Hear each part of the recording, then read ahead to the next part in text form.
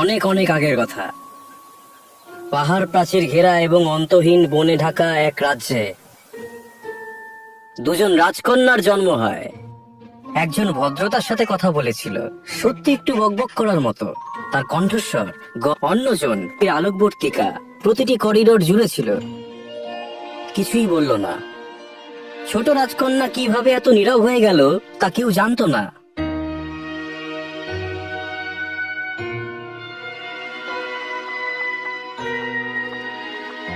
মুকুট ছাড়া রানী আমাদের সাথে ঘুরে বেড়াচ্ছে। হ্যাঁ, তার কণ্ঠস্বর তরবারির চেয়েও বেশি ওজন বহন করে। হ্যাঁ না, এত সিরিয়াস হওয়ার দরকার নেই। কেউ তোমাকে দেখছে না, ফালানের ছাড়া কেউ দেখছে না তোমায়। আর তাছাড়া এত বড় ড্রেস পরে আমি নিজেই হোঁচট খাচ্ছি, কিন্তু তবুও যাচ্ছে। যাই হোক, তোমার কি মনে হয় আমার ল্যাভেন্ডার জাতীয় কিছু পরা উচিত ছিল? তোমার মনে হতে পারে পোশাকের ব্যাপারে এটা ওটা কি। তার উদ্দেশ্য ভালো ছিল। হান্নার পরিবার তার অবস্থা নিয়ে এতটাই চিন্তিত ছিল যে তারা আশা করেনি যে সে কোনো অনুষ্ঠানে কেন্দ্রবিন্দুতে আসবে। প্রিন্স ম্যালফ্রেড, তাই না? আমি শুনেছিলাম আপনি দেশের পূর্ব দিক থেকে এখানে চলে এসেছেন। আপনার সফর কেমন ছিল? পাহাড় কেমন লাগে আপনার? আরিয়া পিয়া পিয়া পিয়া পিয়া পিয়া পিয়া। হান্নার মধ্যে এমন কিছু ছিল যা কেউ জানতো না। হান্না কথা বলতে পারতো না, কিন্তু সে এমন কিছু শুনতে পেত যা অন্য কেউ শুনতে পেত না। এই জায়গা আমাদের বাড়ন্ত শরীরের জন্য অনেকটাই ছোট। প্রকৃতি। নীরব রাজকুমারী শুধুমাত্র কম্পনই অনুভব করতে পারতো না, বরং প্রকৃতির ভাষাও বুঝতে পারত। কি সুন্দর এই মাছগুলো! গাছ, নদী কখনোই একজন নীরব পথচারীকে লক্ষ্য করেনি। আসলে হান্নার মতো একজন পথচারী তাদের কাছে আরো স্বাভাবিক ছিল, এবং হান্না এমন জিনিস শুনে তার শান্তি খুঁজে পেয়েছিল যা সে কখনোই ব্যাখ্যা করতে পারেনি। কিন্তু সাম্প্রতিক অতীতে হান্না সাহায্যের জন্য একটি অস্বস্তিকর দীর্ঘশ্বাস শুনছিল।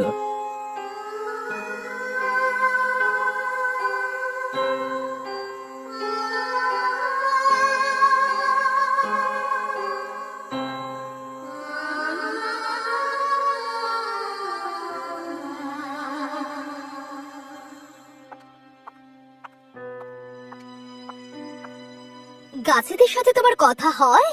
ও ডার্লিং, ও সোনা।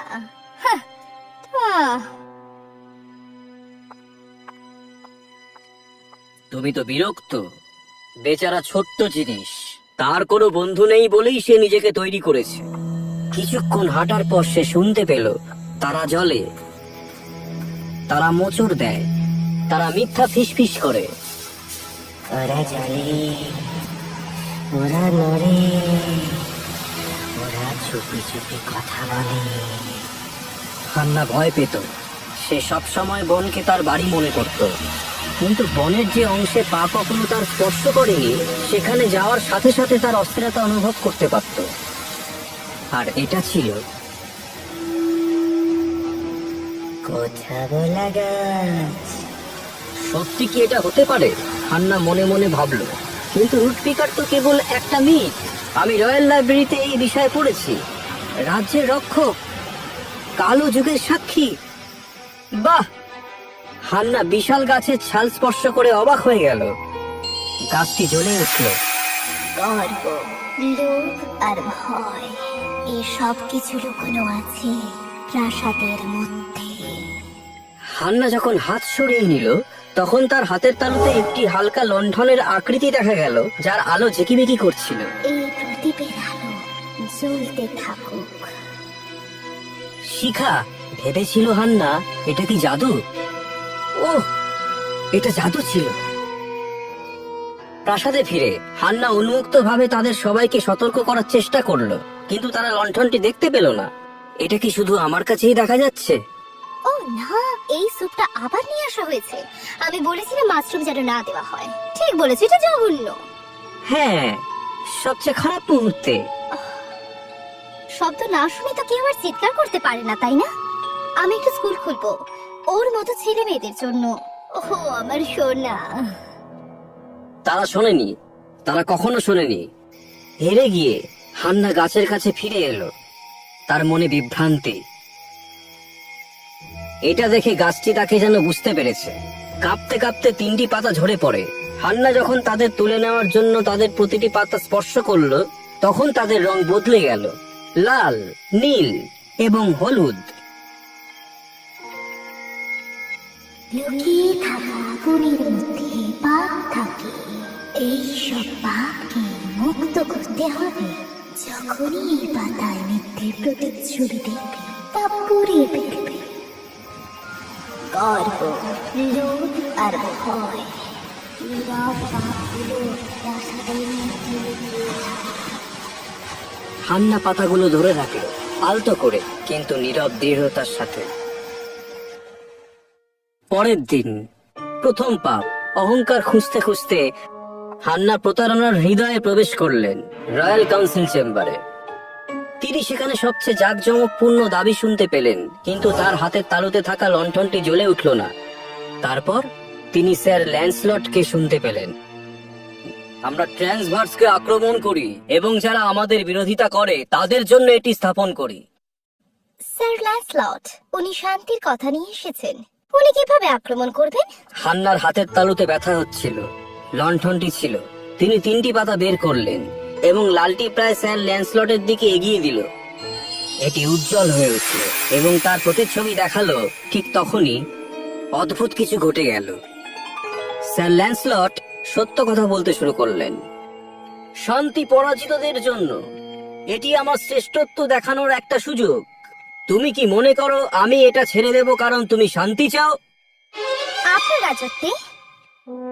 এই কারণেই কি তুমি আগে এত যুদ্ধের জন্য চাপ দিয়েছিলে? শুধুমাত্র তোমার শ্রেষ্ঠত্ব প্রমাণ করার জন্য এত কিছু হারিয়ে গেল? আমার গর্বকে খুশি করার জন্য আমরা এই রাজ্যকে আর কোনো যুদ্ধে নিয়ে যাচ্ছি না। স্যার ল্যান্সলট, আপনার কাঁধ এই সময়ে দাঁড়িয়ে দায়িত্ব পালন করার মতো শক্তিশালী নয়। আমরা সর্বসম্মতিক্রমে আপনাকে ভোট দিই না। কি না মানে আমি জানি না কেন আমি এই কথাটা বলেছিলাম, কিন্তু হান্না জানতো লণ্ঠনের ঝিকিমিকি আলোকগুলির মধ্যে একটি শান্ত হয়ে যাওয়ার সাথে সাথে সে হাসলো এবং লাল পাতা জ্বলে উঠল। যুদ্ধক্ষেত্রে আর অহংকার রাজত্ব করবে না। আমার লোকেরা ইতিমধ্যে ক্ষুধার্ত এবং এখানে আমার কাছে একজন দুর্বৃত্ত নেতা আমাদেরকে যুদ্ধক্ষেত্রে নিয়ে যাচ্ছেন বিনা কারণে। ক্ষুধার্ত এই কথা শুনে হান্নার হাতের তালু জ্বলতে শুরু করলো। কাছাকাছি কি আর কোনো পাপ থাকতে পারে? অপেক্ষা করুন, সেই সুগন্ধ কোথা থেকে আসছে? হান্না গন্ধের পিছনে পিছনে গেল। হান্না একটা পুরনো অ্যাম্ফি থিয়েটারে পৌঁছে গেল। একটা বন্ধ কাঠামো, প্রায় ভেঙে পড়ার উপক্রম। এই জায়গাটা কেমন করে একটা ভোজের মতো গন্ধ পায় সে ভাবলো।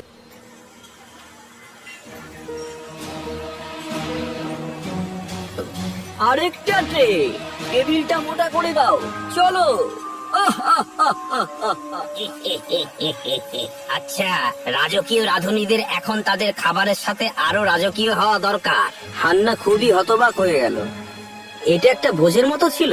রাজকীয় রাঁধুনিরা জনসাধারণের জন্য রেশন থেকে চুরি করছিল এবং সম্ভ্রান্তদের খাওয়াচ্ছিল। তার হাতের তালুতে সবুজ পাতা উজ্জ্বল হয়ে উঠল। সে পাতাটা ধরেছিল এবং তারপরই ঘটেছিল। দাঁড়াও, কে বাজালো এই ঘন্টা? এই অ্যাম্পি থিয়েটারটি বহু বছর ধরে বন্ধ। হঠাৎ করে দেয়াল ভেঙে পড়ে এবং অ্যাম্পি থিয়েটারটি রাজন্যবর্গের সাথে রাস্তায় টেলিপোর্ট করা হয়। কি? এরা পিকনিক করছে? আমরা এখানে না খেয়ে আছি। এটা জাদুবিদ্যা? ও, আপনার এবং স্যার ল্যান্সলটের মতো রাজন্যবর্গ এবং নেতাদের চেয়ে আমি জাদু গ্রহণ করব? কাউন্সিলের প্রধানকে ডাকুন। এবং ডমিনো প্রভাব এখান থেকেই থেমে থাকেনি, কারণ কাউন্সিলের প্রধান ছিলেন রানী স্বয়ং নিজেই। তুমি জানো না তুমি না থাকার সময় এখানে কি কি হয়েছে? এই সমস্ত মানুষেরা সারা প্রাসাদে ঘুরে বেরিয়েছে, আর এইরকমই এক রাতে সব ফাঁস হয়ে গেছে। হে ভগবান, স্যার ল্যান্সলট থাকা সত্ত্বেও এই সমস্ত কিছু হয়েছে। আমি আতঙ্কিত। ও, তুমি এসবের ব্যাপারে কিছু জানতে? আমি মানে পুরো বিষয়টা ঠিক করে হলে সবটা বলো। এবং এটি ছিল শেষ পাপ। ভয়ে ছায়ায় লুকিয়েছিল না, এটি রয়্যাল কাউন্সিল চেম্বারে বাস করত, যেখানে সত্য নীরবতার নিচে দম বন্ধ হয়ে যেত। মহারানী, আপনি সমালোচনাকে হালকাভাবে নিতে পারেন না। স্যার ল্যান্সলট এটা খুব ভালো করে জানেন, আর এটা প্রয়োগ করে উনি আপনার প্রিয় পাত্র হয়েছেন। আমাদের আগে সচিব, যিনি সত্যি বলার জন্য তার পথ খুইয়েছেন। আপনি এটা কি করেছেন? আমি জানি না আমি এরকম কেন বললাম। মহারানী, আমি ভুল করেছি। তোমার সাহসিকতার জন্য অনেক ধন্যবাদ।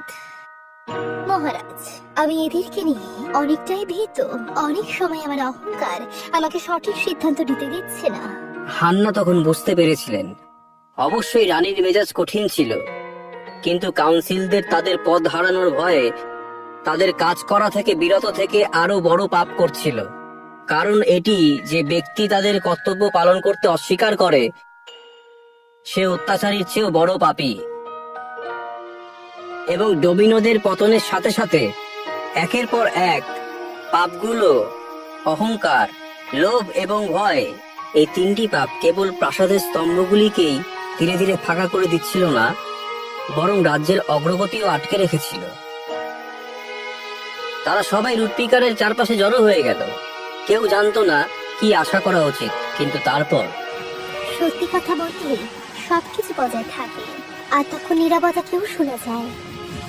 দাঁড়াও, আমি কি কিছু শুনতে পেলাম? নিঃশব্দ রাজকুমারী এবার আমাদের মাধ্যমে কথা বলবে। নৈশব্দের মধ্যে থেকেও সে তার কথা রাখতে পেরেছে। একবারের জন্য তেরেসা কিছুই বললেন না, আর সেই নীরবতার মধ্যে অবশেষে তিনি তার বোনের কথা শুনতে পেলেন। আর ঠিক এমনই ছিল, প্রাসাদটি আসল নেতা খুঁজে পেয়েছিল একজন রাজকুমারীর মাধ্যমে, যিনি কথা বলতে পারতেন না। রাজকুমারী তেরেসা, রাজা, রানী সকলেই আনন্দের সাথে তাদের নতুন আধ্যাত্মিক নেতার কাছে মাথা নত করলেন। কিন্তু হান্না মুকুটটি নিতে চাইছিলেন না।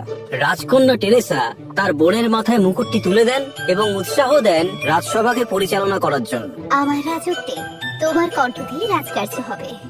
এটি কেবল নীরবতা ছিল না যা রাজ্যকে বাঁচিয়েছিল, বা যেটি শাসিত, কিন্তু তাদের মধ্যে সম্প্রীতি। তারা একসাথে প্রমাণ করেছে শক্তি উভয়ের মধ্যে নিহিত।